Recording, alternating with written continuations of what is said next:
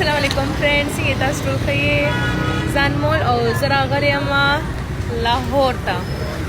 او ماشاءالله د لاهور خلک ډېر زیات ښه داسې دي چې خپل محنت ډېر زیات کوي محنت کش خلک دي ما وکتل چې که ورکوټی دی که غټ دی که بوډا دی لګیا دی خپل محنت کوي بس زه حیرانه شوم دي ته چې هر یو کور کې چې کم دی نو لګیا دي ښځې بیل کارونه کوي لګیا دي کور کې لګیا دي څه ناڅه جوړوي سیل کوي بیا هغه سړي په بیله باندې لګیا دي فیکټریانې دي ښه ډېرې دلته کې اور خپل محنت کوي لګیا دي کافي پښتانه هم دلته راغلي دي هغه هم خپل کار روزګار کوي نو دغه مې دې پورې میسج مې کولو که نه چې دا وګورئ دا څومره محنت کوي لګیا دي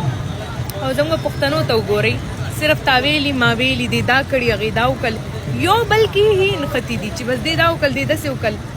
راوځئ لږ بزنس طرف ته مایند جوړ کړئ خپل جوړ دوستانو افغانان چې چېرته لاړ شي او شین شی په دسترخوان باندې نه وي هېڅ امکان نه لري نو موږ نن زه سمیه جان او دلته لس پنځلس جنکۍ ټولې د رڼا هاشمي مېلمنې یو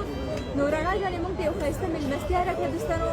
نو اوس رڼا وایي تاسو هم باید ما ته مېلمستیا راکړې تاسې ووایستئ چې آیا موږ رڼا ته مېلمستیا ورکړو او که ور نه کړو